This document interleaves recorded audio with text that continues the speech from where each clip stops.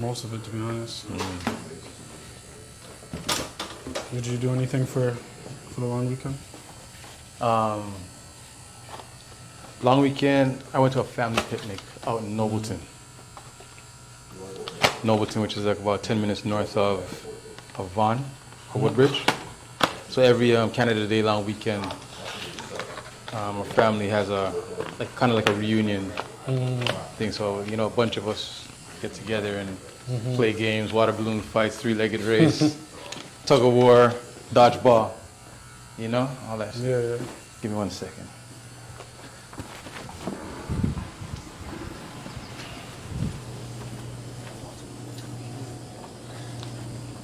How you doing, boss?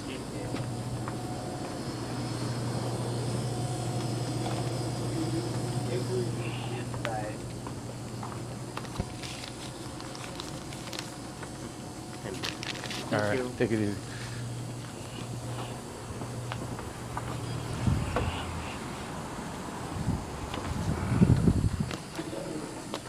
Yeah, man.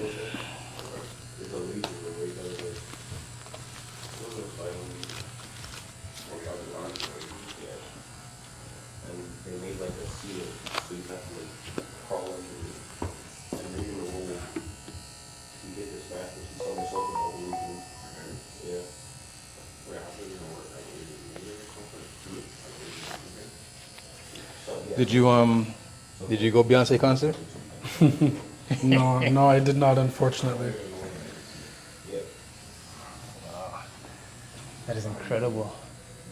Yeah. Incredible that so many people were there. I think it's at this point. It's also at this stage in her career. How many more tours of that scale is she going to be doing, right? And then also how few and far in between are they going to be? Between how expensive it costs, and then between just, you know, what stage she is in her career. Like, it's like, are we going to get a Destiny's Child reunion tour before she retires, or is she going to tour when she's in her 60s? You know, stuff like that. So, Right. like we're at the tail end of her prime, I feel like. Because when she announced the tour and everybody was complaining that tickets are like thousands of dollars, and people were like, "Yo, the ticket is rent," and I'm like, "That's madness." Yeah. Yesterday, my cousin came in, my younger cousin came in, and he was actually part of a staff that was like contracted to hire to build up and tear down. So he showed me, like he took pictures and showed me, like, you know, like what it takes to kind of put the stage together. And from that, I'm like, okay. Yeah, man. This is $2,000. It costs $2,000 per person. You are getting your money's worth. It's not like she's going out there with a DJ, right, and lip syncing over her songs. Like, right. You know, between the dancers, the musicians, all the different set designs, wardrobe, and then also traveling with that many things logistically. Right. That was pyrotechnics. It's like he said there was over 200 people that travel with them. To build and tear down. And they also, when they get to each city, have to hire people because of how many hands they just need. So. Yes. So I was like, okay, I get it. I mean, between that, inflation, and then we're still coming out of the pandemic for artists to recover, it's not surprising to me that these things are so expensive. You're taking a level down? Yeah. So yeah, once I saw that, then I'm like, okay, I understand. And it's still, I mean, it's too much for me, but I understand, like, it's no rinky dink. You're not, like you said, you're not going to watch her sing with a DJ. Well, it's like, okay, if you know, adjusting for inflation, if Michael Jackson was alive, and it was, even if it was like 90s Michael Jackson, but like today, it's like, how expensive do you think a ticket for that would be? You know, for like Michael. Right. So. All right, that's fair. There's also just a lot of mediocrity out there. So we're used to paying for mediocrity at mediocre prices. So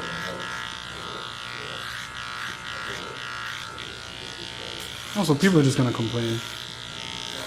There's that.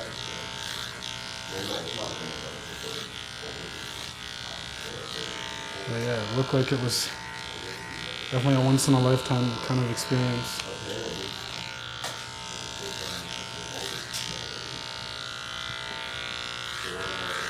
Yeah, once I started seeing all the Instagram reels and stories, then I mean I'm not even a Beyonce fan like that, but I got FOMO.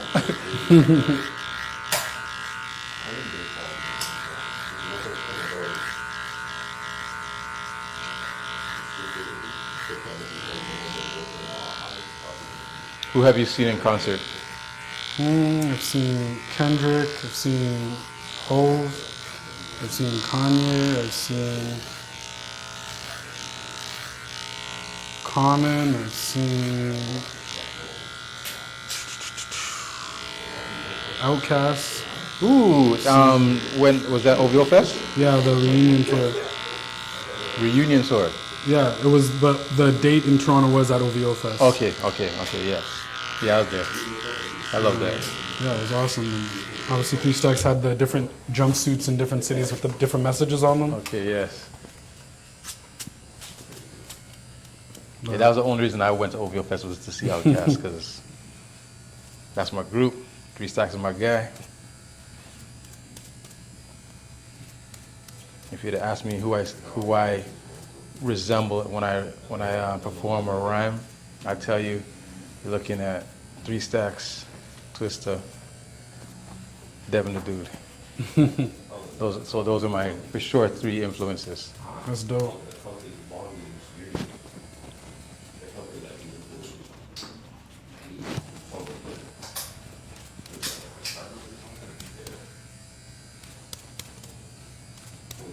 And then when people say that Andre started the singing, rapping, I'm like, that's because you don't know Devin the Dude.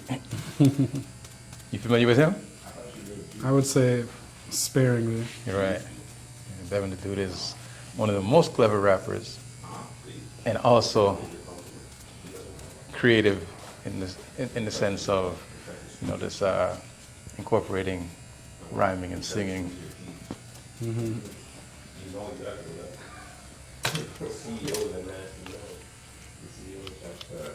And he was a raunchy rapper. Like his stuff was like sex and weed. All right? Like Ludacris? No, more like Raunchier? Yeah. Like more like Ludacris is like PG, kids can listen. This is like don't let your kids catch you listening, you know?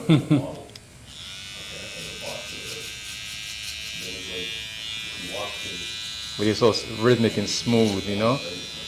Like he's not, like he's just so laid back and chill and just, like as raunchy as it is, it doesn't sound as raunchy because he's just so chill, you know? Like, what a nice guy, you know? Like, wait, did you just say that? Who was your best, so what was your favorite show that you saw? I've also seen The Roots, just because I've been to a lot of concerts, but I would say it's less about what's been my favorite and more about like what tier I kind of rank them in. Like when I saw Jay-Z, when I saw The Roots, I felt like I saw effortless mastery on stage. Like you could tell that they've been doing it for so long that it was just a perfect show in terms of the way they were in control of themselves, the audience, interactions, everything. That's Roots you're talking about? Yeah, and Jay-Z. I would say Jay-Z as well? Yeah, I just felt like he was very relaxed and he knew how to push and pull and like, nothing was going to bother him or knock him off his game. As far as like an extravagant experience and like the set list was in order, I heard all the songs I wanted to hear. Kanye. Okay. Like I saw him during the like Life of Pablo thing where he had like the stage above the crowd that was like right like the first like 25 30 minutes because I remember because I wanted to go to the bathroom and I was like, oh, how much of the new stuff is he gonna do versus the old stuff? The show just started and it was like a greatest hits already show for the first half an hour, like as far as the first 3 albums, like, and he didn't talk to us, he just performed for like I said, like 25 30 minutes straight. I just remember being like, this is like madness. And then he finally just went, I hope you're ready because that was just the warm up. And I was just like, what? So I was just like, oh man, but yeah, he definitely knew which of his songs fans wanted to hear in order to play them in. That like just felt like, yeah, the pace was good. Like it just felt bigger than the next. It was just, yeah, the whole vibe. Like on the different like video screens on the wall of the stadium, like clearly the cameras are going through some sort of like effects processing. So even if you looked at the screen, it looked different than if you're looking at the stage. Like, Okay. yeah, it was just, there were so many levels of attention to detail. But yeah, that was sick. So the man's a victim of his own genius. I know, because it's like you, and I remember that year was when, you know, you had a whole thing with Cudi, and like I remember like seeing online before the Toronto date, like, you know, him going on rants in different cities. So I'm thinking like, oh man, but like by the time he got to Toronto, I guess he got it out of his system, because there was no rants, there was, yeah, he had no issues with anyone. It was just, yeah, it was just the music, and I was just like, wow. That's right, he was ranting. Yeah. And I'm also a big Mike Dean fan. Mike Dean. Mike Dean's a producer and engineer.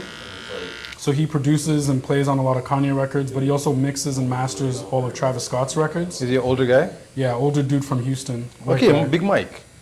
No, not Big Mike. Like Mike Dean, like old white guy. Like, Oh, he's an old white guy. yeah, like been around since like late 80s, early 90s. Like, He used to mix and master on Big Mike's stuff then for Rap A Lot. yeah, absolutely. Okay.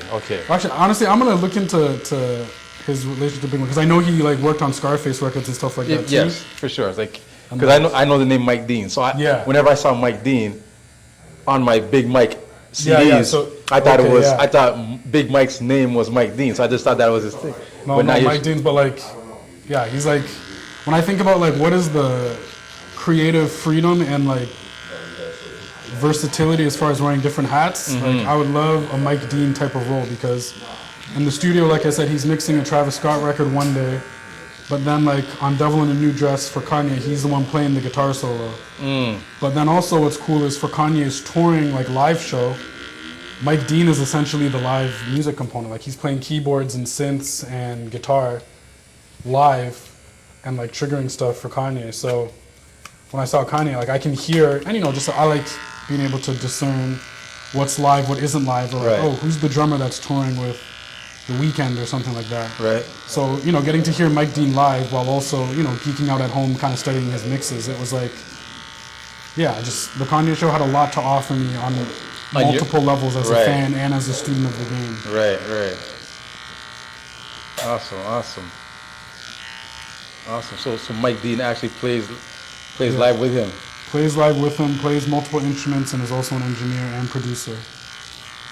So creatively, he really gets to, you know, stretch out with the variety of people that he works with. I didn't know Mike Dean was like that. Like I know Mike Dean from, like I said, Yeah, Houston and Rap A Lot. And you know him from like his resume. Like most people today know him as, you know, the guy who's holding up the Travis Scott album. People will be like, oh, why isn't, you know, this album out yet? Oh, because Mike Dean's mixing it, and he says it's coming out when it's done, kind of thing.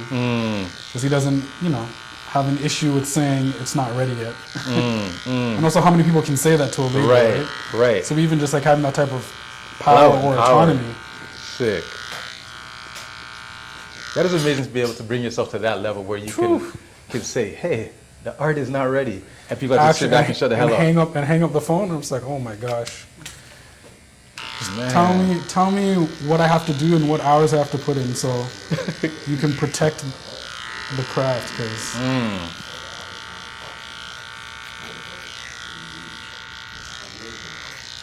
wow.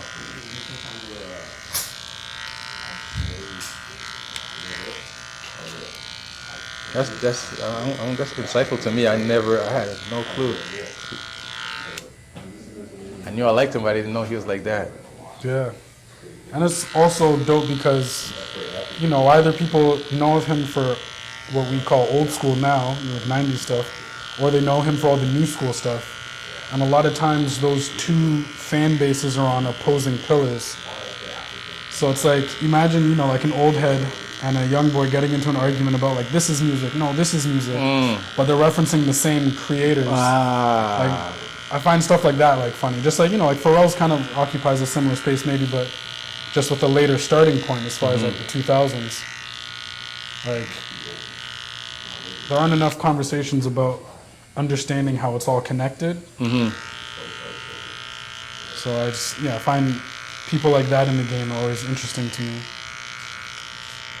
I was in a restaurant yesterday, and then there's a melody for this song. Right? Yep. So I said, is this the old school song? And he said, no, this is a new school song. No, it's a new record. Right? So then I'm thinking to myself, it's a new record referencing an old school song, and I'm like, that song is like so many years ago, but it feels like it was yesterday. Yep. Right? And somehow feels brand new at the same time to a different group of a different audience at the same time. So where I'm going with this now is that when I'm listening to hip hop in the 90s and they're sampling old school records, I'm thinking those songs are old school, right? But here I am, and then see, the older people are listening to the new hip hop and they're saying, yo, that song was just like the other day. Just the other day. That was, that was my jam. Just the other day. And I'm like, nah, that was so long ago. Yeah. But they're like, that's just the other day. So when I'm hearing this song last night, it brought me to that level of like, yo, is this the old school song? Because that happens, right? That was just the other day. But when I'm thinking, that was years ago. Madness. So, timeless music is timeless music. That's why you were talking about like the family barbecue. It's like making music for like the family barbecue playlist. I feel like is like a bucket list goal of mine. Just have at least one. That it doesn't matter what year it is or what generation, if people are listening to it. You're able to connect to it like it's their song from their heyday. Like you said, that feeling of, oh, that was yesterday. It's like, no, Pops, that was 30 years ago. Man. It's like, what do you mean? It's like, no, this is a new song. This is our song. It's like, no, this is our song. Who are you talking about? Like I love that about music.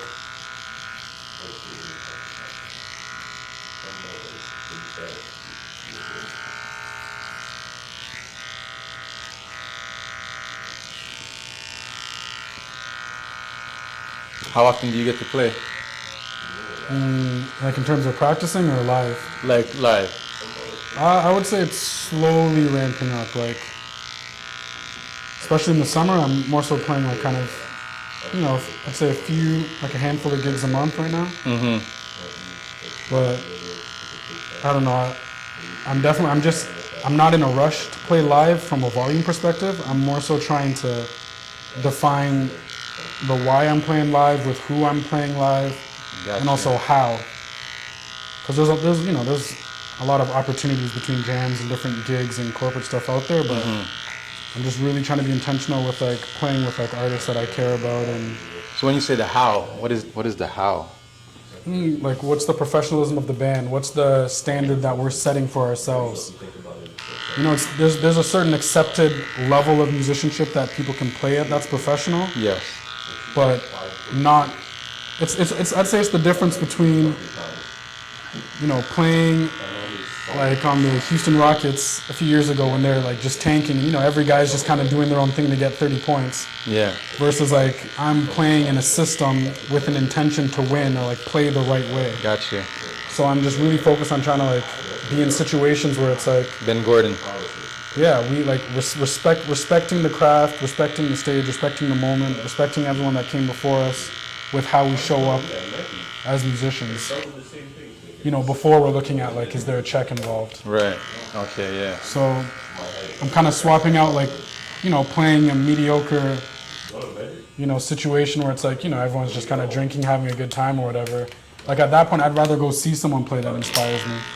So now I've been trying to go out to see music more to kind of replace that and just pour it back into myself that way and have it be a learning experience. Oh man, it's like, and now even just like with my phone, if I know it's musicians where it's like, okay, I know these guys don't play as often as one would like, I'm gonna record as much of this on my phone as I can. Next morning while I'm making my breakfast, listen back to the show. Because in the moment I know what it feels like, but then when I go back and listen to it the next day and it's like, oh, this is that moment where I felt something. It's like, okay, let's like really analyze it now. Oh, okay. What was actually happening on a technical level? And it's like, oh wow, it's, you know, it's just like running back game tape kind of thing. No, and then trying to incorporate that into my practice, and then. I love that. That's awesome. Yeah, I think it's super important too. Like I love that you have the wherewithal to understand that, like every moment is teachable moments, and absolutely. and like you said, you have the camera to, you know, create your own game tape. Oh my gosh. And it's like, but imagine like if you could go to a Raptors game and then the next day you have all of the game tape and you can analyze it the way they have, you know, their like the same tape, right? It's like that's like one of the things I feel like about being a musician. Where it's almost like you're cheating because the technology allows you access to things in a certain way. Like there's this one piano player that I really like, Robert Glasper. And I remember he was in town one time. I've seen him play live a few times, but there was one time I didn't have tickets, but a friend of mine had tickets. So, you know, my one friend that's going, I'm sitting with him and another buddy before he goes to the concert, and basically we gave him a Zoom, like a recording device. And we're like, hey, listen, you have to record the set for us because we need to study it. Yeah. And, you know, he was all like, oh, what if I get caught with it? You know, we basically kind of peer pressured him into it. But to this day, I listen to that concert because there's certain things where when a band's touring, as much as you have the record that they recorded, when they're doing a 10-minute version of a 6-minute song, and they've been playing it every night for 2 months on the road, they're tapping into a different type of chemistry, like a different, you know, thing that you otherwise wouldn't be able to capture. So being able to hear the same song like 7 different ways, like that's where music is very similar to stand-up, where as much as there's the HBO special, if you ever get to privy to see like an artist, like a comedian go on tour or see multiple versions of them telling the same joke, you can see how the joke has grown, how they stretch it out, how as much as there's the setup, they know when to lean into certain parts of the joke based on the audience, or you can tell they've done it a certain amount of times, or now that the pace is adjusted, they're not in a rush to get to the punchline in certain ways. Like there's those same type of lessons with live music. Okay. So yeah, that's why having those recordings I think really help, because it's not just, you know, okay, here's the premise, here's the setup, here's the punchline. You can hear different ways to interact with all of that information between the audience, between how the comedian is feeling, between the size of the audience, because people laugh different in different size of like audience, right? So there's all these things where it's like there's a one-to-one translation with music. You know, playing to a large crowd versus playing to an intimate crowd, playing the same song, you're gonna play it differently, and like kind of being able to like study that or just absorb that information, I think is also vital. Holy shit, that is crazy. I'd say a similar like thing is I love leaks. Like the song isn't done yet, or it's before they got, you know, so and so to hop on with the feature. Okay, yes. Like that was one thing that, especially in the 2010s, I feel like that was the heyday, because you know in the 2000s, like a mixtape leak was more so like the song was done, and then they're trying to just get it hot in the streets and leverage that, you know, back when you go to a label to then put it out a certain way. But I feel like the 2010s era of leaks was like, you know, someone got hacked or someone stole it or someone's trying to make a name for themselves. Yeah. And they're playing a version of the song that's 60, 70, 80% done before you get that final polished version. Right. And going back to why I like Kanye, it's like, even if you look at that album, Life of Pablo, when he dropped it, it was a digital release. So you go, you know, listen to it on Tidal or whatever. But then like a month later, he changed things on it. Some of the things were different lyric-wise. Some of the arrangements were different. Some of the mixing stuff was different. The track listing order was different. How come? Because it was a leak? No, he put it out. But because it's digital, again, because he doesn't have to press a million CDs at a factory and then put them in stores. Ah. If he's feeling away a week later, he has the means to go back in and change it and re-upload it because it's just digital information. So now, Yeah. when he does that change in the way that you have it stored in your system, or In Tidal? Yeah. or do you have to But this is why, because I like that I bootleg stuff. So I have a downloaded version of the way it first came out. Because Gotcha. when I'm listening to it a few weeks later on Spotify, so I'm just like, this is different? this is different. Those backup vocals were not there. This lyric is different. The track listing is order. You turned the outro on this song into its own interlude by itself. This song was not here 2 months ago. Yes. So but then I can go back and Because listen you to have the bootleg and version. I can be like, I know I'm not crazy. So anybody else who doesn't have the bootleg version and bought it originally, it'll change. It'll change because it's digital data that's being controlled and being held in a cloud storage, right? So this is where it's like, even now it's like, as a fan, it's like, oh, I don't have control of my library the way that I used to. So that's why I still like downloading music, get it while it's hot, because if the artist can change anything as they see fit, or the label or whatever, or even when they reissue like mixtapes from 10 years ago, they might mix it again, they might change things. It's like, oh, as a fan, I don't agree with that change, and I like it the way it was before. Yeah. But you're not going to give me access to that because it's your music. So just like, even like, man, like there's certain Kanye leaks where it's like, there's songs from 2-3 years ago during the pandemic that haven't come out yet that I'm listening to, and it's like the song's not done, but like the song is, the essence of it is there, so I'm still listening to it. So there's a song that I heard 2 days ago. I was driving in the car with my son, and it was a Kanye song with Kanye, Off Twisted Dark Fantasy. Kanye.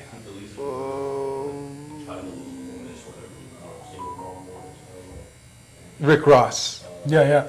Kanye and Rick Ross. Yeah, Devil in a New Dress. Yes. I don't remember Andre 3000 being on that song. Was he always on that song? Not to my knowledge, no. But then this is where you could also be listening to a remix. Oh, okay. Too, right? Like, just going back to like mixtape culture, like remember the remix used to be the biggest double down move of a label? Of course. Now remixes are more so a culture thing. Now it's because if you really care about the song or like the song, there's a remix for you to listen to it with an artist that you like.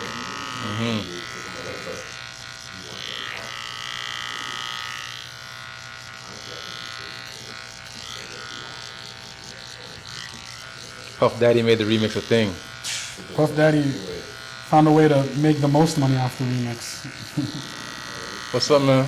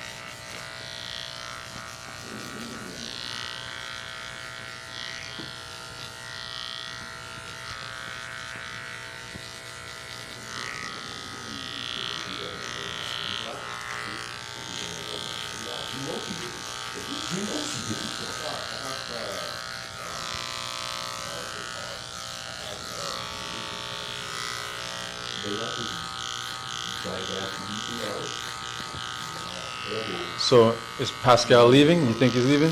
Everybody's saying it's driving me crazy. Well, this is one of those things where there's smoke, there's fire, and there's a lot of smoke.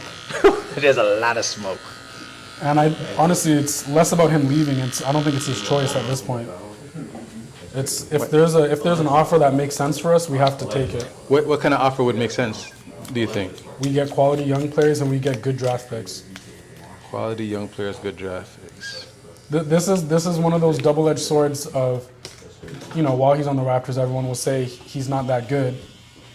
But the moment he goes to another team, they're going to talk about how incredible he is. Right. So it's how do you assess someone's value like that? Well, they're constantly saying you're worth dollars on the penny, but the moment they get you, they say you're, the next big thing. right? Similarly to like look at Fred VanVleet, right? Or Kyle Lowry. The moment those guys left, the type of love NBA media gives them or the way other fan bases talk about them is like Right. a total 180 on how they were spoken about while they were Raptors. So at Pascal, we need to be aggressive in terms of value. We need to almost think what's a trade that feels like it's unfair, I think, to get adequate value. For him. Yeah. And until someone's talking to us like that, no rush. Because it's not like he wants to leave.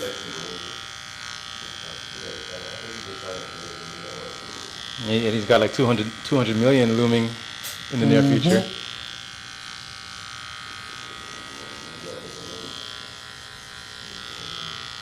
I don't know. I'd say it's at this point in the game,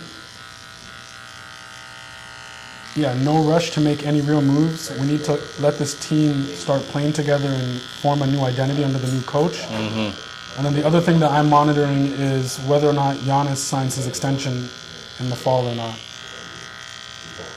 Because the first domino effect in Milwaukee is one of the owners sold their stake in the last year. Oh, yeah? Yeah, and the reason you would sell your stake is because while you have one of the top 5 players, it's like selling high. Gotcha. Right? So the evaluation's the highest, you're going to make the most money off of that. But if you think he's going to leave, Milwaukee's value as a franchise is going to go down at some point over the next 5 years. So the only reason you would sell is if you think Giannis might not sign another long-term deal and kind of keep you at the top as far as one of the faces of the NBA and all that kind of stuff, right? Potential, championship run. And then the next domino effect was they fired the coach. Granted, I think he could have been fired at any point in the last few years, but ownership changes, coaching changes, and then if Giannis doesn't sign that extension, that immediately kind of looks like, well, if he's not signing the extension, they're vulnerable in terms of losing him. And probably like the teammates as well, because if they see like he doesn't sign, then like I gotta get out of here. All of your ring-chasing veterans that would stay or take less money to play with Giannis to compete for a ring, you no longer have that allure, right? Everyone's gonna pump the brakes on that. And everybody knows that if Giannis leaves, who was the number one team that was likely to land him was us. So that's why I'm not in a rush to move Siakam. It's more about how much money do we have in the next few years available for another max player. How far along can we develop Scotty and the rest of the guys in the meantime? Scotty and Precious. And exactly, and what's the culture like? So this is where it's a bend, don't break. Don't be so hasty, right? The Fred VanVleet thing. There's no way we were going to give him $43 million. Like he's making more money than Chris Middleton, in my mind. And so I'm just like, times have truly changed, and obviously he can't turn that money down. He can't, right? Right. So in my mind, it's like, hey, if Giannis came here, you think it would be hard to get a point guard? So it's like, in the meantime, do what you got to do to survive and have a healthy culture. So I think tough roads are ahead, but we're in pretty good shape, big picture.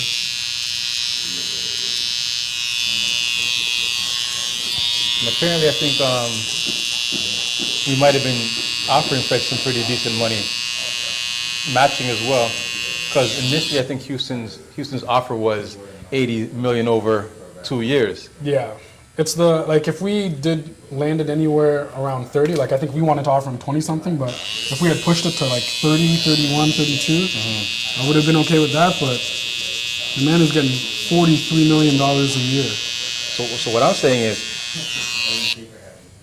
he was initial offer was 80 plus million for 2 years. So for them to do 130 over 3, 120 over 3. Yeah, I think more than that was 40. I think 130. So if it's 130 over 3, they ended up giving him, means that he probably wasn't Toronto probably okay, we'll do 80 million over 2, and then they had to probably go, okay, we'll do 120. Exactly, and all of that just, and this is where I say, you know what?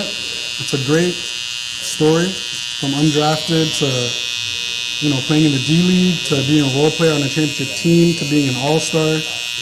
you know, the next piece on his resume is veteran getting paid a max, right? See how you can lead these young guys to the playoffs, right? Our priorities no longer align, but we can wish you all the best and be happy for you. But we can't overspend on Fred, because if Giannis becomes available and we don't have the money, then it's just like, what are we doing? Yeah, what were you doing?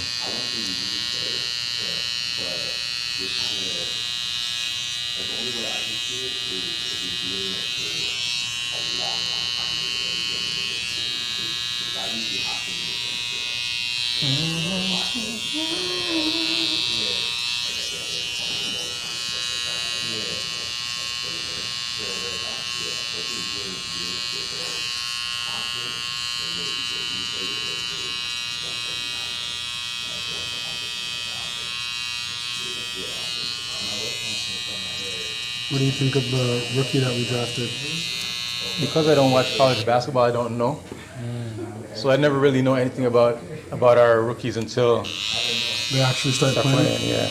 That's not a bad thing because, I mean, if you look at the whole drafting process, clearly it's more pseudoscience than anything, right? Because I think I saw a stat the other day. In the last 25 years, only one first overall draft pick has been a Finals MVP. And that's LeBron. So, and, you know, and then think about like guys like Anthony Bennett, you know, the next big thing, or, you know, just so many players that draft first overall. It's like what happened to their career. Meanwhile, you're seeing all these guys that go 8, 13, 20, you know, or barely make it into the league, actually turn into, you know, sustainable talents for a career. So Elijah Fisher was supposed to be in this draft, right? I think so. Because I think I was having a conversation with someone the other day, and they were like, there's a point where Elijah Fisher reclassified, and when he reclassified, that made him the #1 prospect in the nation. And, yeah, for next year, right? And it dropped Scoot Henderson down to #2. So, But that's a financial decision, right? Because the higher you are as a draft pick, I'm pretty sure contractually the more money you're able to make on your rookie scale contract. And then also, you know, the clout that comes with that you can leverage into like sponsorships and all that stuff. So all of these guys are starting to understand, as much as they are someone or something to be made money off of, they can be in the driver's seat as the person who makes that money themselves. So I feel like that's where a lot of these reclassification and like, you know, choosing when and how many times they're working out, or even if you look at Wembanyama, he only played 2 summer league games. Played two summer league games just to be like, look, I know how to play, shutting down now. I don't need to risk injury. I'm just going to work out with my guys, stay focused. I think there's FIBA ball this year too. So he's going to focus on playing with Team France. Whereas before it was like, you know, you have to play summer league.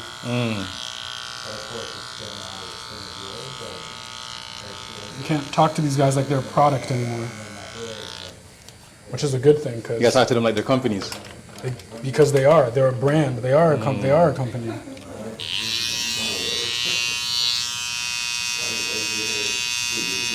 It's no longer you own them. It's how do you come to the table to work in a partnering opportunity.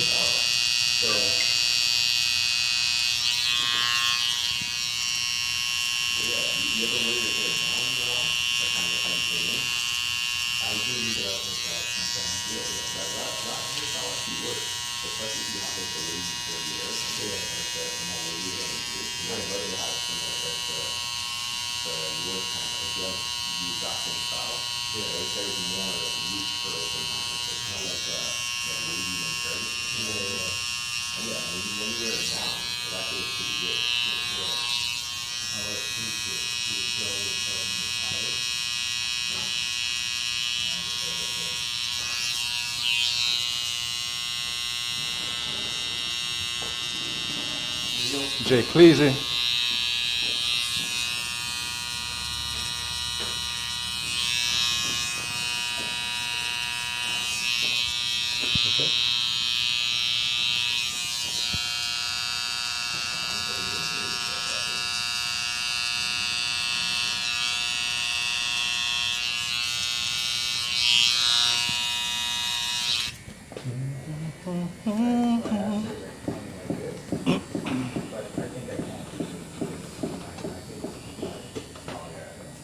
So Usher's inspired Stedman to start a master class on how to keep your mouth shut. Oh gosh.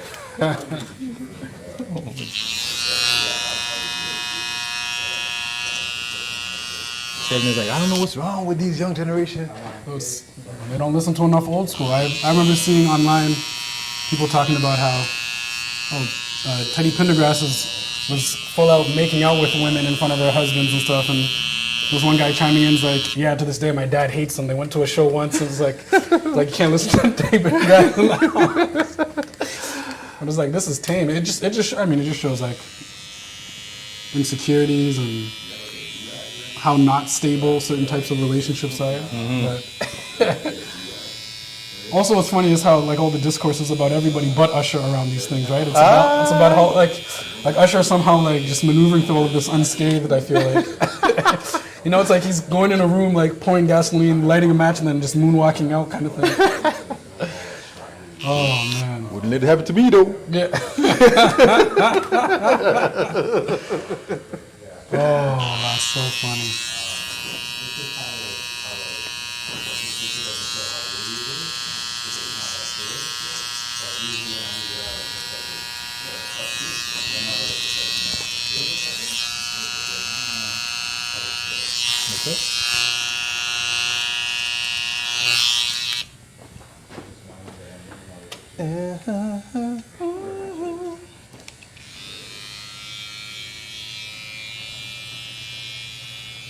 What would Usher do?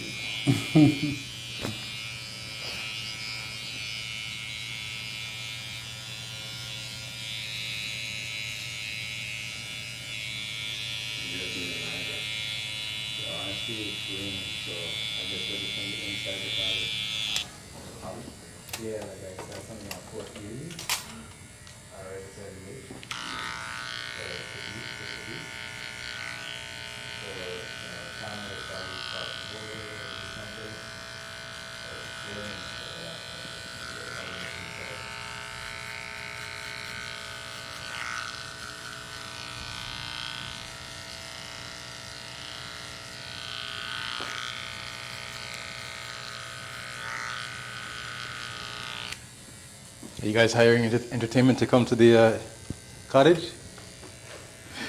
You don't have to answer. You don't have to answer. I heard the giggle and I saw the smile. I plead the feel.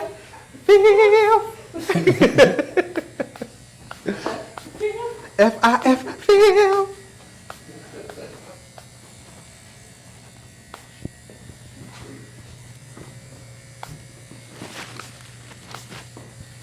All good?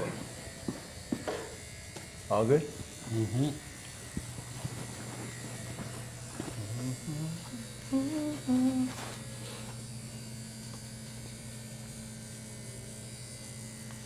Yeah, man. I mean, what was Darius Jackson even thinking? Like, to tell you the truth, like, he wasn't thinking. He sees his lady up there getting serenaded by Usher. Obviously, he's performing. In a moment like that, she's a performer, so she's performing. She's totally just playing up the crowd. Playing up the crowd. So now, what was your intention now for you to shame the mother of your child in public in front of everybody, so that then people can get on your side, so then they can say, you know what, we don't want to support Kiki no more. And then, like, how does that benefit you? How does that benefit you? None of it made any sense. That's where it's like, sadly, that's where if he like was actually a funny guy, there's an opportunity to make such a funny social commentary there. You know, like a can you laugh at yourself kind of moment. But, right. Oh man. Right, like make it a moment where you can actually like come up on this. Now you got to erase Twitter. Oh man. It's like, shit, I played this wrong. I played all these aces wrong. Yeah, I know. Yeah, you have a handful of aces and you fold. It's like what?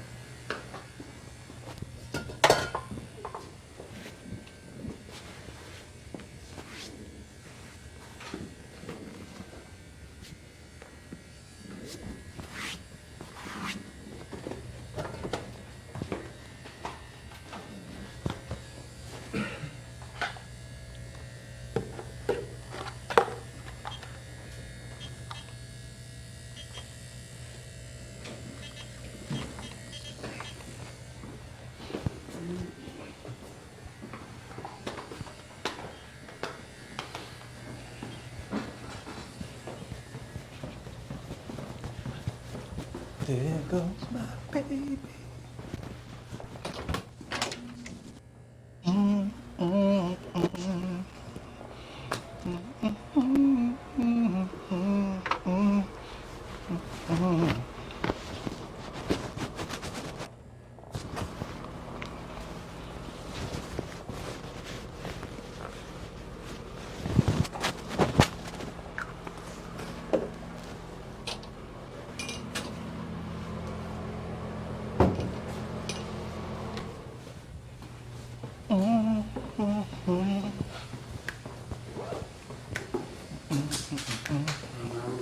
Yes, sir. Thank you for the convo, man.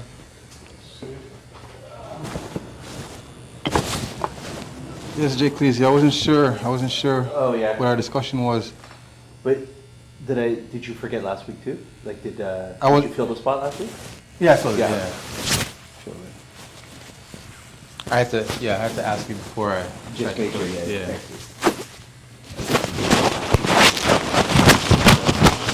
Rough and stuff right now. These Afro puffs. Oh, mic'd up. Mike who? Jones! Mic'd up. So where did you go, sir? Did a cruise. Ooh.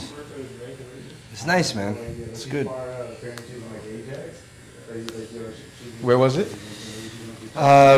So it's out of Orlando, and then you go. The first stop was Coco Cay, which is in the Bahamas, but that's their like private island. Yes. So it's Royal Caribbean. So you just kind of go in, and all the stuff that you have on the boat, like your card and everything, it swipes. Like all that stuff works there On the island there. on the island. So it's nice. Like whatever, free food. Well, not free food, obviously, but So not Kia Coco, but Coco Cay. yeah, Coco Cay. And then a day at sea, and then St.Thomas, St. Martin, and then 2 days at sea. That was it. It was dope though.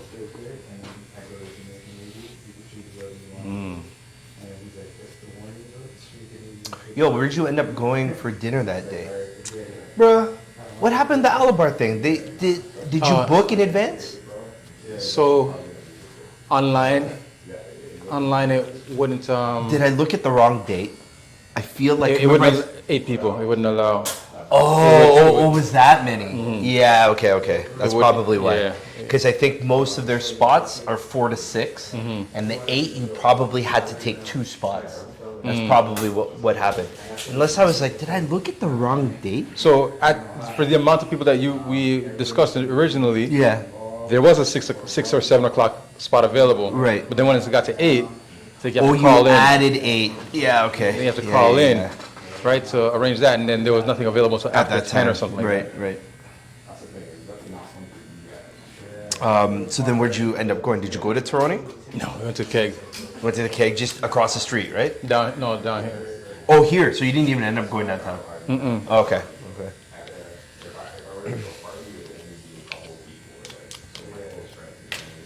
You know, I want to do something a little shishi poo poo for Yeah, the boy, yeah, you know, for the day. Yeah. so he can Instagram it and you know, like Do his thing. It's a great day. Yeah, whatever. yeah, yeah. But it ended up they want us to go to the keg, and I'm like, well, I mean, if they want to go to the keg, what am I gonna do? You know? Well, I mean, for like a 17, 18-year-old kid, that is shishi fufu. You know what I mean? True. That's true. So His girlfriend came along. She's like, yeah. I've never been here before. Yeah, she's treated like a queen.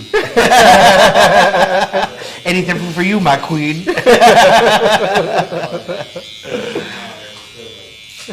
That's funny. That's good though. Solid song. They enjoyed it, right? It's all good. How's he feeling? Everything feeling good? Yeah. Yeah. Just the paperwork's gotta, you know, get so ironed good. out. You know, you gotta get his visa. Yep. So is it like a working visa? Student visa. Student visa. Yeah. So when would he go out? When would he like? He has to be up there for the 7th of August. Oh, that's early, bro. Like in like 2 weeks. And they start training right away, I guess. Does he play?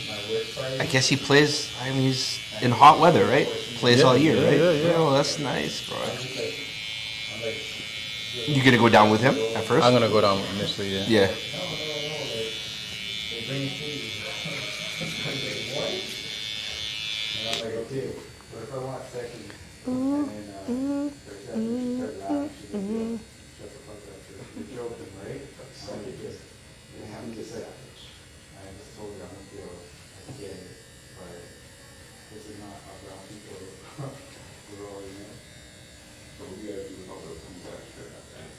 So I bought like takeout containers, so I just told everyone like, yo, just pack up some food. Put them in.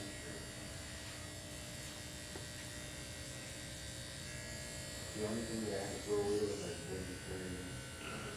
So nobody's gonna use it, right? Everyone just wants to use it.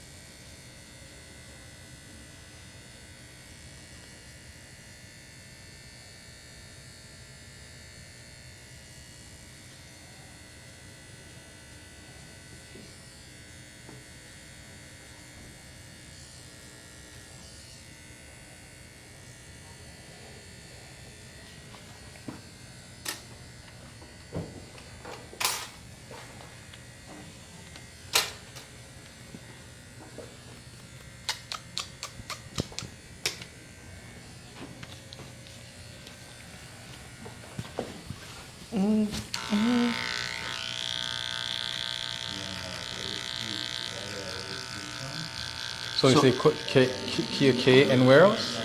St. Thomas and St. Martin. How was it all?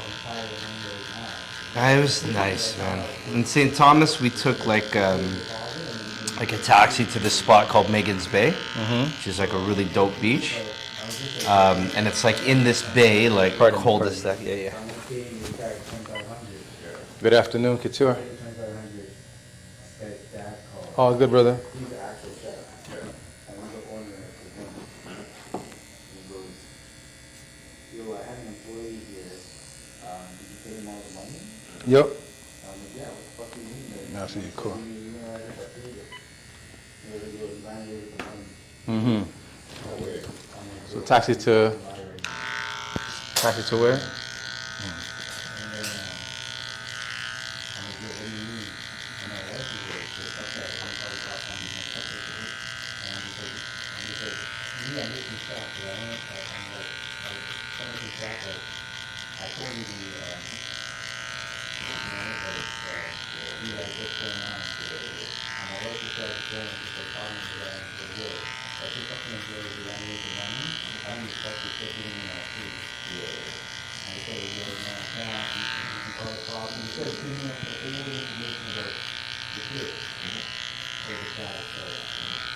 So you took taxi where? To this place called Megan's Bay in St. Thomas, and it's like in this like cul-de-sac bay. So the water is like, it's not choppy, right? And it's like waist high, pretty deep, like you can kind of walk out. It's just like, bro, the sand in the water, like, you know, it's crazy. So crystal clear. And there's like a restaurant and a bar there, and, you know, get drinking food and whatever. But it was good. But it was rammed, boy. Yeah. Yeah, but it was rammed like early, so we got there. Because of different boats or something? Yeah, like it's a cruise day, and it's like it's a big tourist attraction because I think it's rated like apparently top 10 beaches in the world or something. So when the boats dock, everybody like rushes to get out there, right? So I guess the boats that were there were leaving earlier than we were, so we had like a later time. So a lot of them were probably getting back on for like 3 o'clock, where ours we didn't have to get back on for 6. So come like 2 o'clock, it just emptied out, and then it was nice, right? So there was more space, but like that was perfect.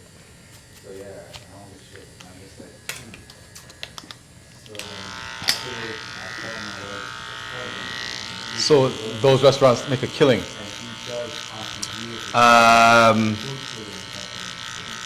It's one, and yeah, bro, it's like a lineup out the door, bro. They're fucking charging $8 American a beer, guy. Like that's like the cheapest. You get like a mixed drink, $14. You know what I mean? They'll sell you like a bucket of beer, which I think like averages out to $7 a beer. It's expensive, boy.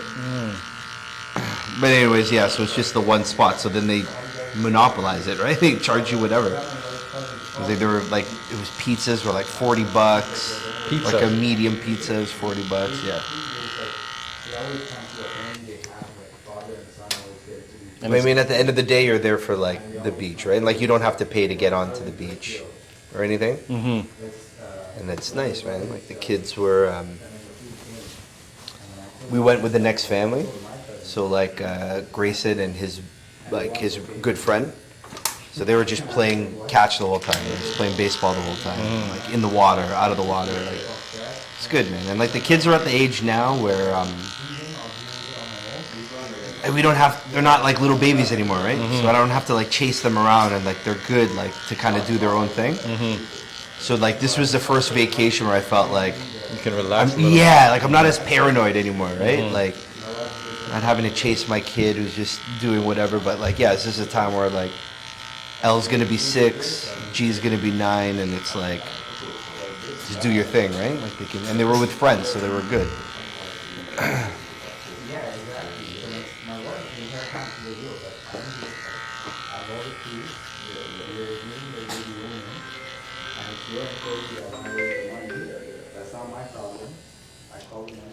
Good afternoon. All good? What are you saying?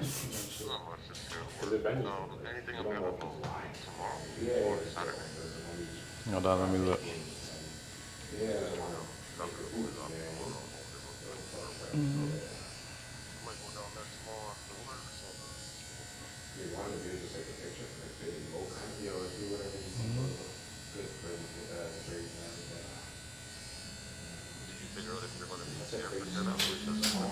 No, I haven't confirmed yet.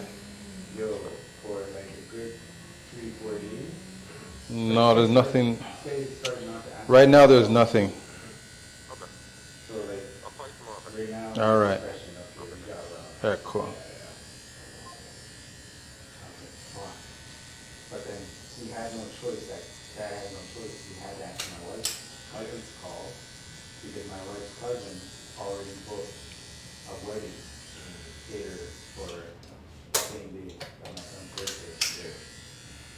So, like, if he's routing $2,500 for me, my cousin and my wife's cousin put in a request for like a wedding, which is like 600-700 people. That's like a good 10 grand right there. What's going down, y'all? An appointment has now become available for 1 p.m. So that's like 15 minutes from now. So if you want it, come get it.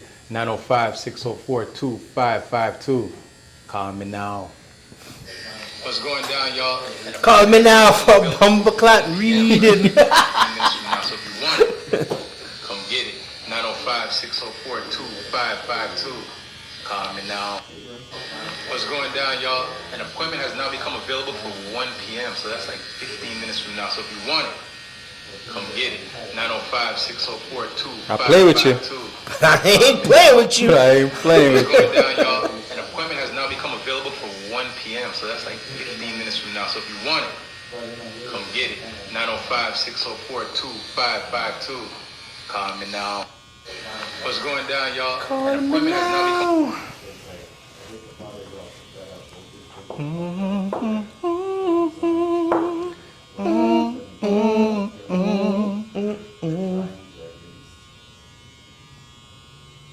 Usher. What are you talking about that Usher? Who was it? Kuz? Kiki Palmer. Yeah. No. What was it? What are you talking Was it about? the girl sitting on the lap? Mm-hmm. Who was it? Wait. Sit on the lap. Oh, Penelope. Was it Winnie Harlow? Winnie Harlow. Yeah, she sat on Kuz's lap when he came and sang. That one? But that's because what's it called? There's a thing right now with Usher. Yeah. Not necessarily Usher, but Kiki Harlow. Kiki What's going Palmer. down, y'all? An appointment.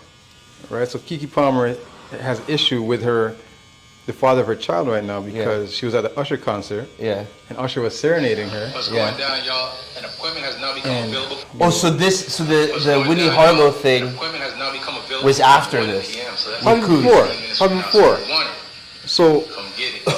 What did the Kiki Palmer? give me 1 second. Yeah. Let me get this out here and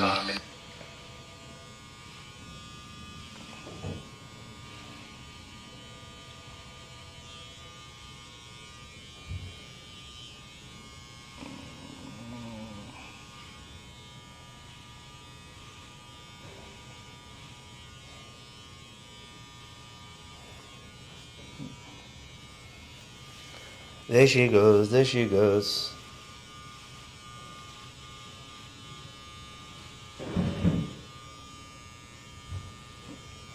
Okay. for 1 PM, so that's like 15 minutes.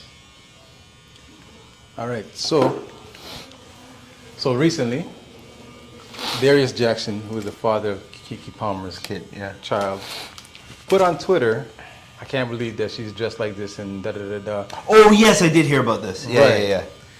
Right, because she was at Usher concert. Right. Usher was serenading her, and she was just swooning and Right. she was playing it up. You know what I'm Yeah, saying? yeah. Right. So he makes his comments on Twitter about her dress and her Yes. reaction. This actually happened right, I think it was right before I left. Okay. And then when I was gone, so like on the boat, like the internet is like kind of shoddy. Okay. Like you can buy a package for like $300, which I didn't do. Right. But when I dock at an island, I can get it. Yeah. Right. So anyways, sorry. So now that's been a whole thing. Yeah. And apparently, like I'm thinking that like she matched up with her boyfriend now. You're right. But the internet now has created, like the memes. Yeah. yeah. And the memes of Usher now, like every time he's at a concert singing that one song, Yeah. he'll find a lady and serenade And it's her. like yeah. And some will swoon and some Yeah, will yeah, whatever. yeah. But so I guess you're talking about Winnie Harlow now. When he went to her, So it was the same thing. she jumped on Kuz's lap. Kuzma's Yeah, lap. yeah. Like okay, I Yeah. We ain't trying to play this game. I ain't want none of that. Yeah, I don't want none of that. Yeah. Right? Fair enough, right? It's funny because like the internet goes like either way on that, right? They're either like bashing her or bashing Kuz for being like insecure. Right. Or, like, this is everywhere, right? It's Right. fucking internet. Well, it's a smart girl says she don't want no problem. right? Yeah, exactly.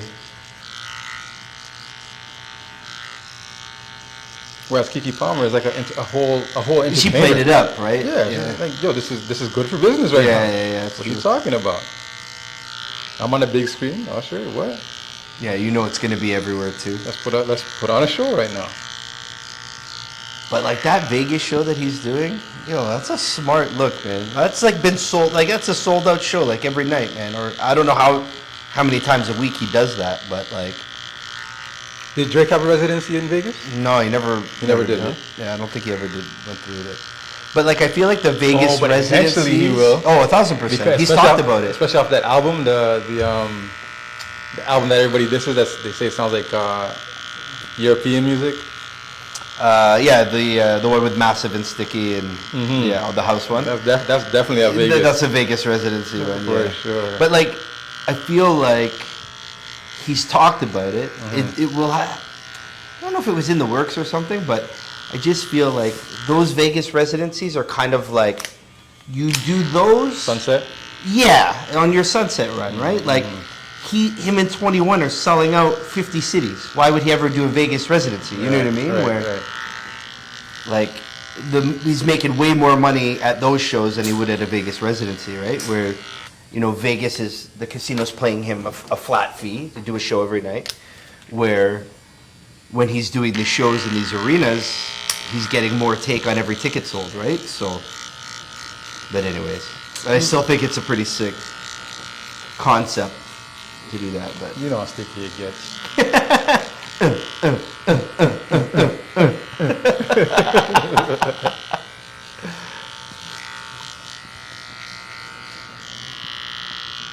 But I also feel like he's the kind of guy to be like, why do I have to wait for my sunset? You know what I mean? Yeah, like, right. He'll make it Change worth, the like, game. he's just so smart and business savvy that he'll make it worth his time. And you also got to think, like, going out on the road to do however many cities in X amount of time, like, yo, that's tiring, bro. Right? Like, going from, like, not living in one spot, it's kind of crazy. So maybe it'd be like, yo, well, I'm in one spot, you know, I buy a house, make it my house in Vegas, stay there for the however many months, but either way, it's good. But like, there's like this stat I saw, there hasn't been a hip-hop or R&B Billboard #1 in like the last, I want to say year. Maybe it's not as much as a year. Oh, no. From the beginning of this year, in 2023. So like, waves, right? Like the landscape of music, like everything kind of coming up and around. And So there hasn't been a what? there hasn't been a hip-hop or R&B #1 Billboard song on Billboard for 2023. Yeah? For the whole year so far. Which is like the first time in like over 12 years or something like that. Maybe even longer. So in the past 23 weeks, or how many ever? However many, yeah, since 20, yeah. Not one has been a #1.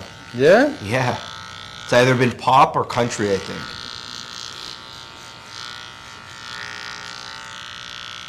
Pop or country, huh? Yeah. So country's popping. Yo, like, I know nothing See about what I country. did I did, but I let it go. But I think, like, that's the big seller in the States. Like, the country music scene apparently is crazy.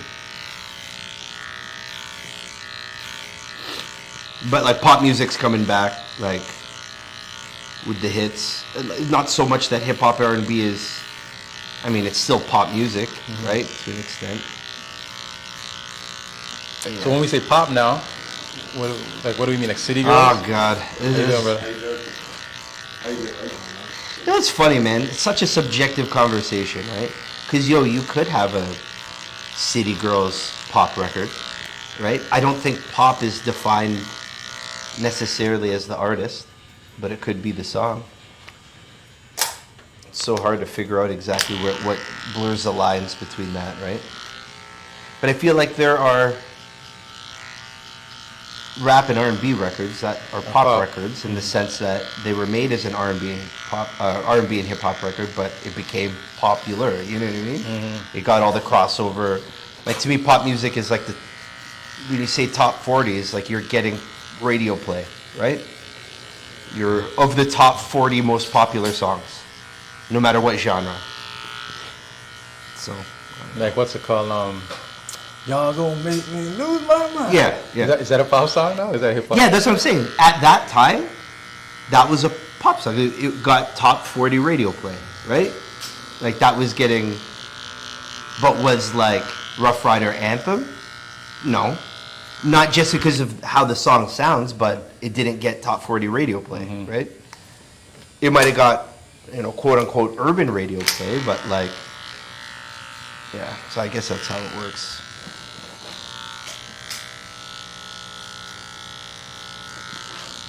Yeah, like if Enrique Iglesias saying y'all gonna make me lose my mind, then it's pop for sure. Yeah, yeah. Or is it Latin? Yeah. You know what I mean? Or BTS saying Yeah, exactly. Or is that K-pop? Is that Or, K-pop? like what? I don't know. Like it's so subjective, but is it the song or is it the artist? yeah. But anyway, so kind of going back to just that stat of maybe hip hop R&B isn't controlling the top 20 records on the Billboard, meaning maybe there's less opportunities for Drake to go tour, and maybe a Vegas residency does make more sense for him, right? I'm just saying, Yeah. like at the end of the day, like him and his team are so business savvy, they're just gonna do, in my opinion, what's gonna make the most money for the least amount of effort that stays on brand, right? They got this shit all figured out. Huh? Yeah, it's crazy. But even, okay, so like just knowing somewhat of Drake being a local guy and knowing his story. So you know Click from Universal, right? Yeah. So I think Click, Ivan, and the Universal guys were all over Drake. And why wouldn't they be, right? When he first came out, right? He was bubbling up. He was doing all these Battle of the Beat Makers. I remember when this was starting to bubble, before the mixtapes, before comeback season. He was like freestyling at shows or like doing little mini performances. He started to get bubbled up, and then I think comeback season comes out, and like he had the pick at some of probably the bigger Canadian hip hop R&B deals, right? Clicking those guys all over it, right? Offering him whatever, and he declined them because he always thought he could get more, right? Whether that was more in Canada or more in the States, he just thought that the deal being offered wasn't Enough for him. enough, right? Where a lot of rappers, they see the first deal and then they go, whether it's from the States or Canada, it doesn't really matter, right? Right. A lot of rappers see deal number one and be like, I don't know if I'll get an opportunity, I'm going to take it, right? So him holding out was like a real lesson in like, and again, this is my opinion, a real lesson in knowing your worth, right? Right. He knew what he was worth. Did he know that because he had a background in show business? Probably, right? Like, he's done the thing of dealing with agents or dealing with lawyers and managers, so maybe he knew that, maybe he had a bit of experience to know that, like, I'm a bigger brand than what you're offering me. Yeah. But just the fact that he knew and had the wherewithal at 20 years old, 19 years old, to wait out a deal that he wanted, right? So knowing that and knowing every other major deal that he's done, it's like he's always going to do the right things for his brand, for his business, and he knows what he's doing, right? That reminds me of a section of the Arnold Schwarzenegger's Oh, I still haven't watched it. documentary Yeah, where there was a lot of movies that were coming his way, yeah. and like you're saying, he knew his worth, So he so he declined a lot of all the the movies crappy ones, yeah. because he was already a multimillionaire. What was he doing at off that of real time? estate? Oh, that's right. You're telling me that. I gotta watch it, man. I gotta watch this. Is it? Or have you watched them all? Are they all out already? Yeah. A multi-millionaire off of real estate. So I mean, that just reminds me of you saying that about Drake.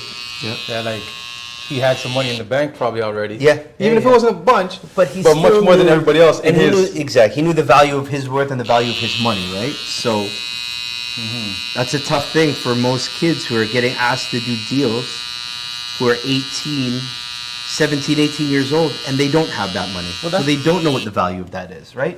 And they're like, well, I got to take this deal because I don't know if this is ever going to come again. That's what broke up my group. Yeah. That exact same thing.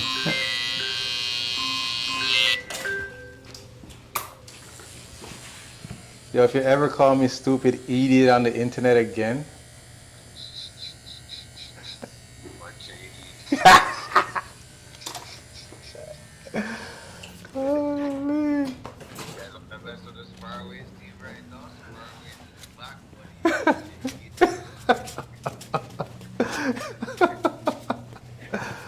I was like, oh no.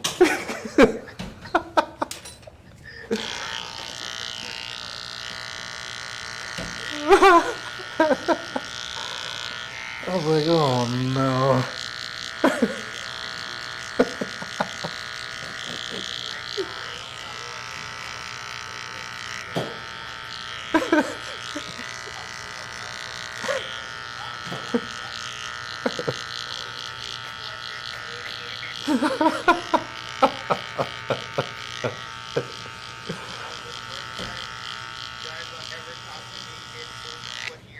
Yo, Daisa, what are you saying, bro? For real, huh?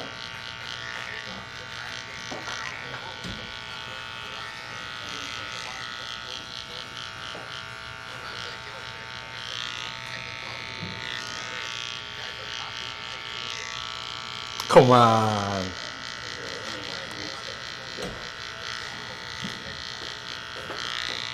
Wow.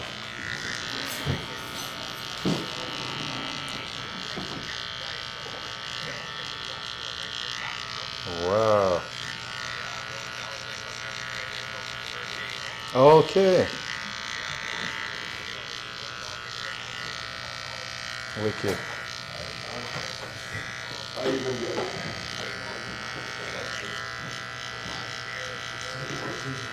That's sick. That's sick. That's sick.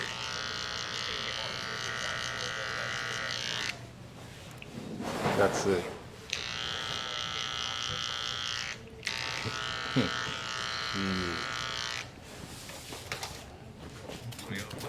No, just hear him. I trim up the place, you know.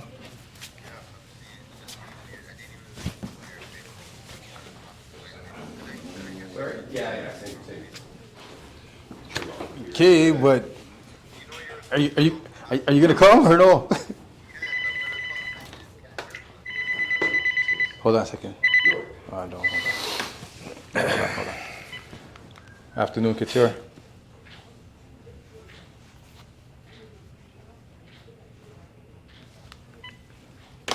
Yeah. Okay, so. Oh shoot. Nobody called for the 1 o'clock. All right.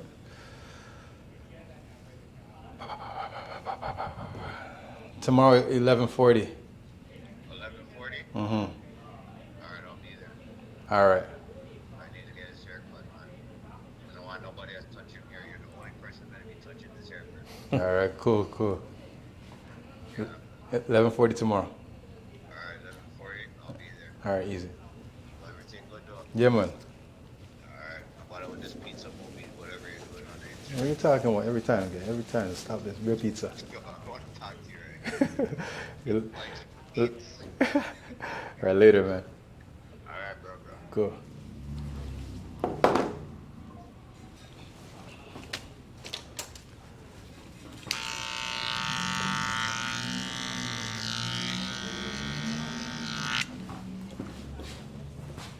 Oh, look. Nice. Very nice. Very nice. Who's that? Who's that again? Borat. Borat. Very nice.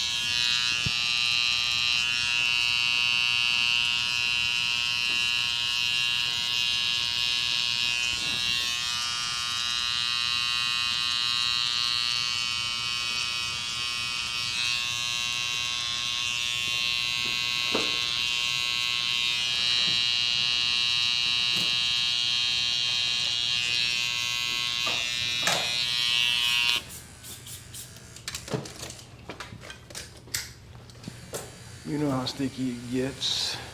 So what you got going on for this week or this weekend? I had to play tonight at Harlow Bar. At Aloe? And then baseball Friday and Saturday. What are you saying? I might go to Chill and Grill on Sunday. Let's see. Yeah, Ritz is there. Say again? Ritz is there. Ritz and Che are playing. I haven't been yet. I feel bad. I just always have like baseball on Sundays. So this Sunday I don't because I have it on Saturday. So I'm like, I'll go through. Good, yeah. Well, you know what? I'll take it. Do they allow kids at this venue? I don't know. I don't know. I heard I condos. ain't trying to roll with my kids, but Whoever was going I sure no. I know something happened. like Headspin's kid's been there Then I also before, heard so there was just I would a rumor imagine it's the of same a thing. disgruntled employee that they had fired. So I don't know, man. So who was telling you all this? Was it the workers? A guy that he was running a class, and then they canned him, and then he was starting to tell people that it was full of shit. But I don't know. And I talked to the guy at the front Has been the desk. Filipino guy? Yeah. This place was for sale. He DJs on Twitch sometimes? Yeah, I used to. I don't think he's doing it anymore. But back in like, Back in the day, yeah. Then people were just talking It's around. like did he do a West Coast set one time? yeah, probably. Oh, the West Coast Wednesday or he's something? yeah, he's a Vancouver guy. Oh, okay. He moved out here, but he's like world champion DJ. Like he won Red Bull Freestyle 1 year. Like he was like maybe the second or third winner. He's crazy. I stumbled upon his stream one time, Yeah. and it was like, be a West Coast one night. I'm like, It's what? probably him. Yeah. Yes. So it makes But his musical knowledge is so deep. Like he's so crazy.